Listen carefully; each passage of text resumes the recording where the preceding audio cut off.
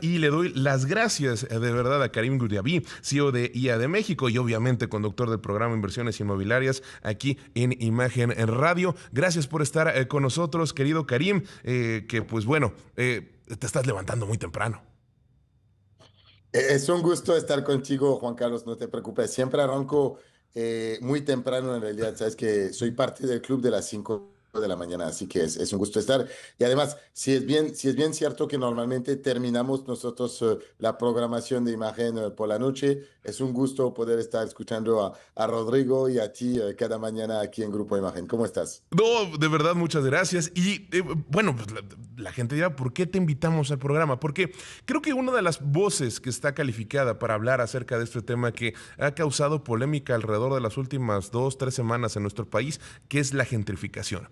Y obviamente tú como un experto en el sector inmobiliario tienes opiniones alrededor de ello. Y quisiera que comenzáramos la charla específicamente diciendo, ¿qué es la gentrificación? Si uno busca la definición como tal, ¿no? De la RAE, pues precisamente habla de gente que llega a un lugar y desplaza a otras personas. Pero creo que el término gentrificación tiene que ser actualizado porque no es solamente desplazar, sino llegan, hacen inversiones, llegan, hacen modificaciones en las ciudades y no significa precisamente que haya una expulsión de las personas. Y al contrario, creo que la gentrificación debe de ser vista de distintas maneras hoy en día. Tienes toda la razón. Y de hecho, la gentrificación es un fenómeno totalmente natural en cualquier mercado inmobiliario, en cualquier parte del mundo.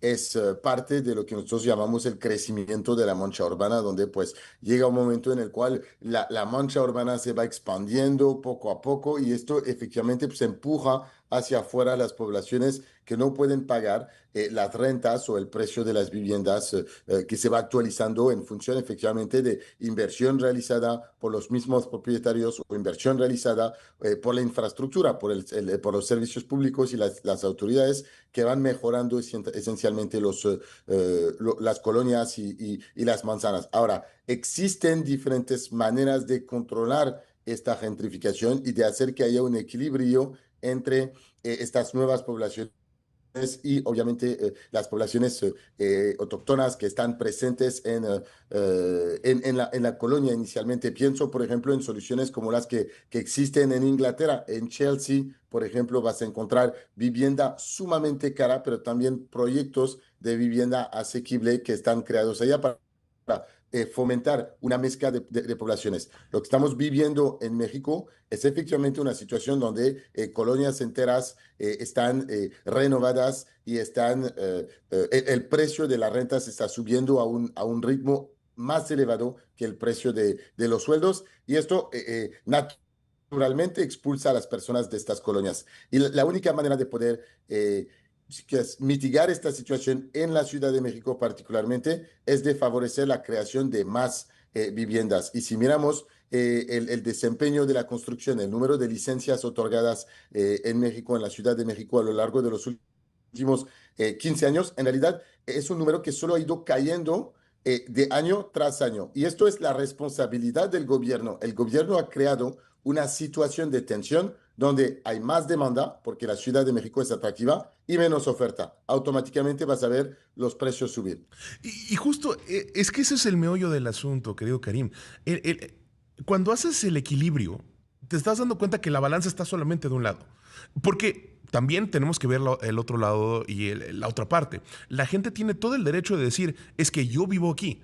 Y tiene el derecho de decir, es que esto ha sido la colonia donde me he desarrollado toda la vida y no puede ser posible que me tenga que salir porque ya no alcanza para que yo viva aquí. Y esto va de la mano también con un problema que es mucho más grande, que es cuestiones también del desarrollo que ha habido en la Ciudad de México y en todo el país. ¿Por qué? Porque no se ha fomentado la construcción o se fomenta la construcción en lados que son mucho más apartados. Uno podría hablar, por ejemplo, de un silo de la ciudad, que es, por ejemplo, Whisky Lucan. ¿No? Que yo tenía años de no ir a Whisky Lucan, hace poco fui, y de verdad me pareció impresionante el desarrollo que hay. Sí, pero cuando hablas de que hay personas que se tienen que trasladar desde allá hasta el centro de la Ciudad de México para trabajar, hablas de un principal problema que no solamente tú, yo y otros empresarios han dicho a lo largo de muchos años. Carlos Slim lo ha mencionado en distintas ocasiones y ha hecho documentos y charlas al respecto, ¿no? De cómo es que tiene que haber un desarrollo de distintas áreas. ¿Para qué? Para que las personas no se tengan que trasladar del lugar donde viven hacia su lugar de trabajo, que esta es otra parte de los fenómenos que vivimos aquí. Y por otra parte, cuando hablamos acerca del desarrollo o el estancamiento que ha habido en la economía de México, este es otro de los fenómenos. El hecho de que no crezca el PIB, el hecho de que no crezcan los salarios, es una de las ramas más que dice, bueno, pues entonces por eso tampoco le alcanza a las personas. Entonces, en lugar de ver solamente una parte del problema, que es gentrificación, se tiene que ver de manera más holística.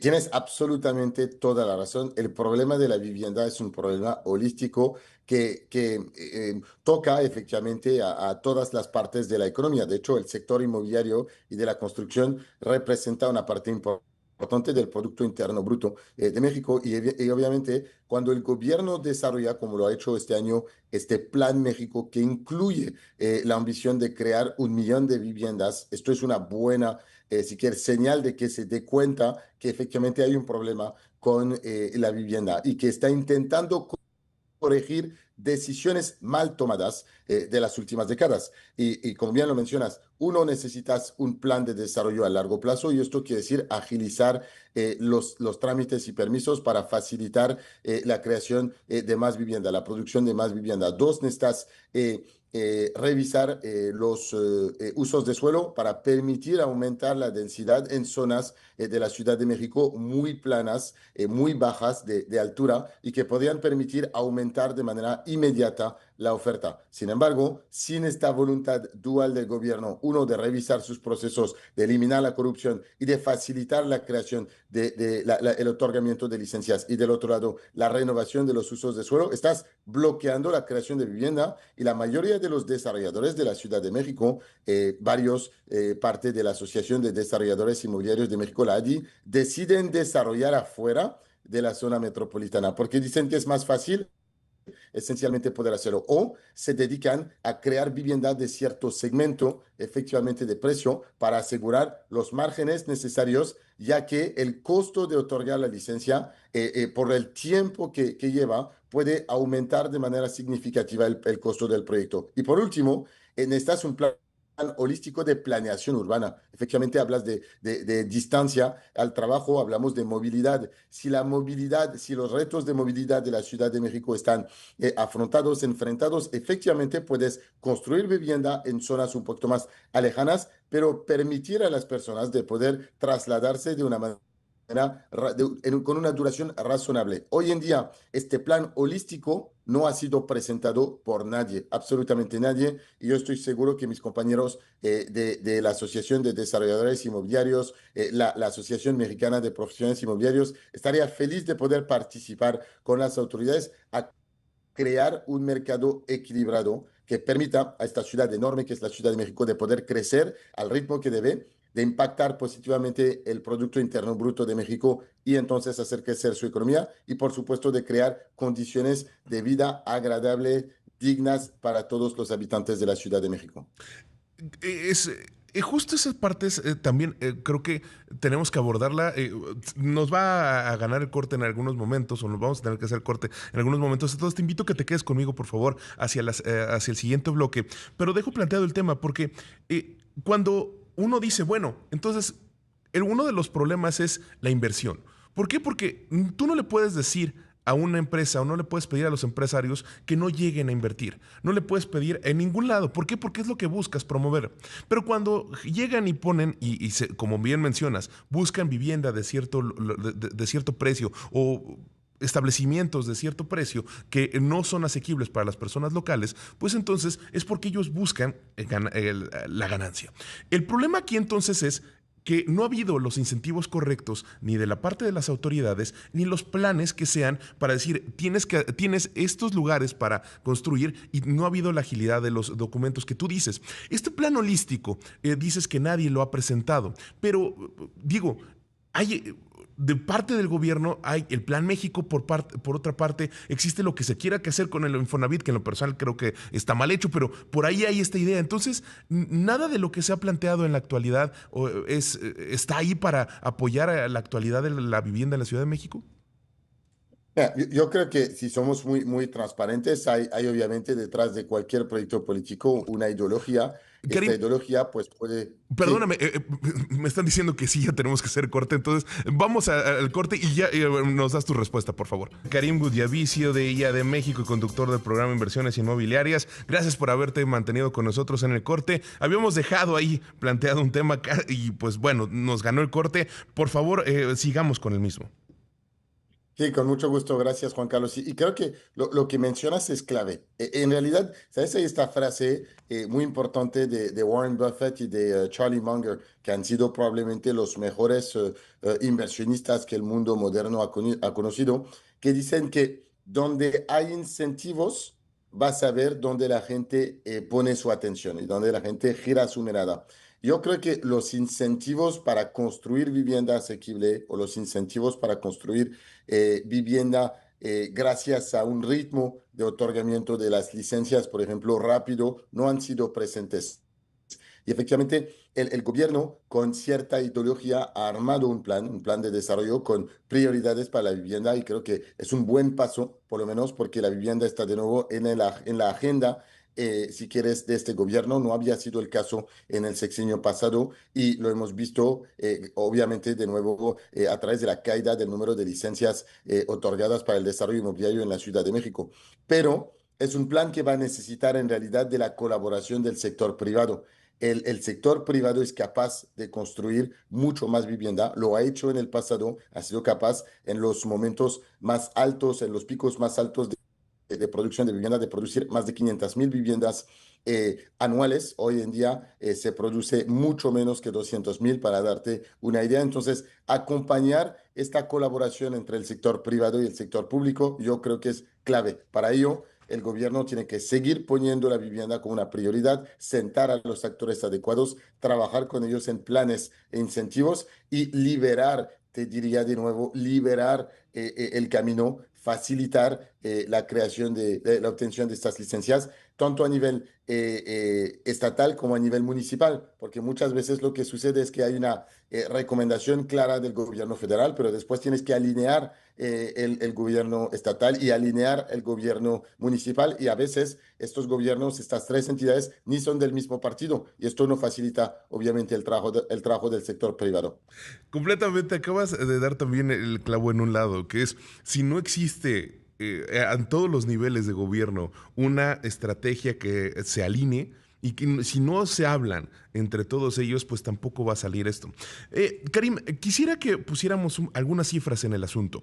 ¿Cuánto cuesta hoy en día en promedio una vivienda en la Ciudad de México? Sé que es muy variado, pero tú como un experto en esto debes de tener algunas cifras, porque yo sé que no es lo mismo comprar en Polanco que comprar en, no sé, en cualquier otra zona, ¿no? Pero en promedio tenemos un dato porque lo estoy pensando de la siguiente manera. Si el salario mínimo a lo largo del país son 8,800 pesos, pues entonces, en cuestiones de vivienda, ¿cuánto está costando y por qué?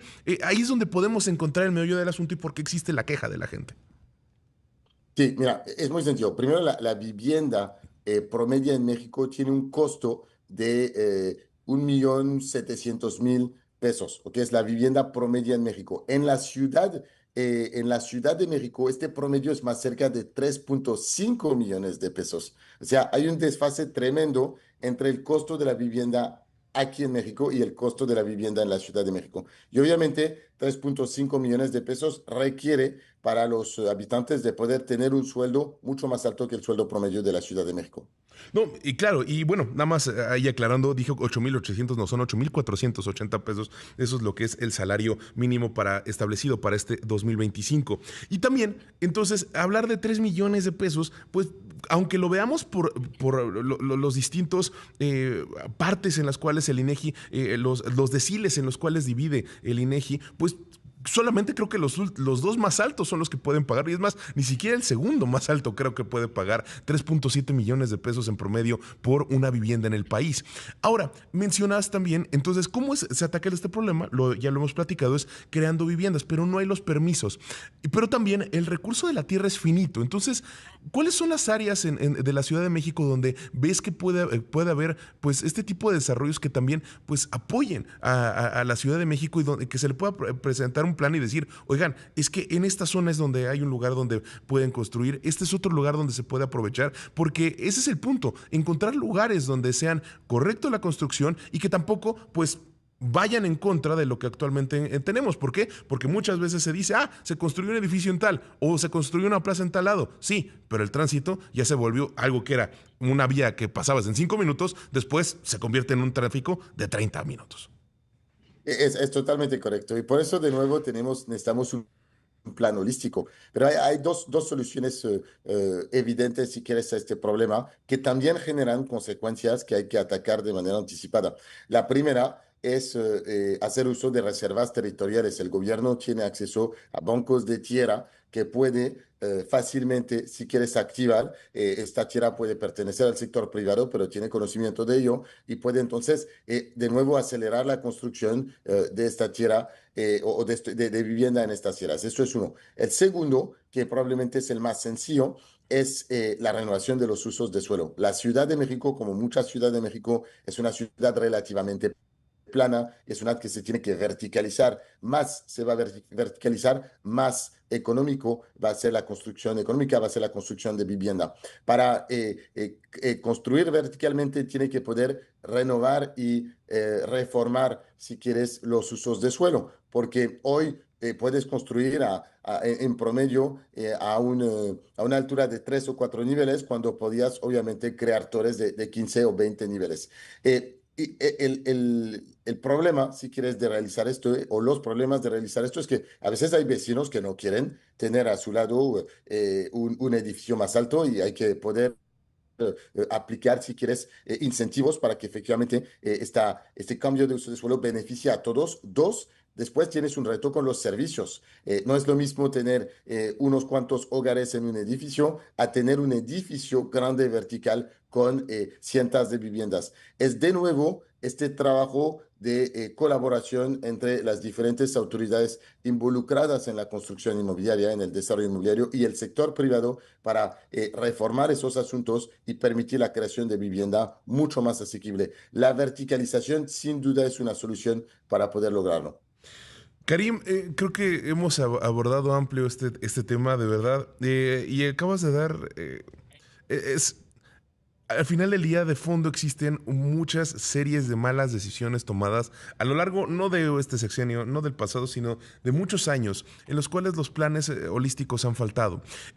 Para terminar con esta entrevista, me gustaría, por favor, que nos dijeras pues una pequeña reflexión. O sea, ya nos dijiste cuáles, o ya nos fuiste mencionando cuáles son los problemas, cuáles son las posibles soluciones, pero una reflexión en la cual podamos decir, porque México sigue siendo este país atractivo, México sigue siendo esta promesa en distintas industrias, lo mencionabas, la construcción forma gran parte de la economía y es muy atractiva, pero pues faltan entonces las cuestiones en el gobierno. Entonces, tú como alguien que forma parte intrínseca de este sector, cómo puedes, qué reflexión puedes dar al respecto?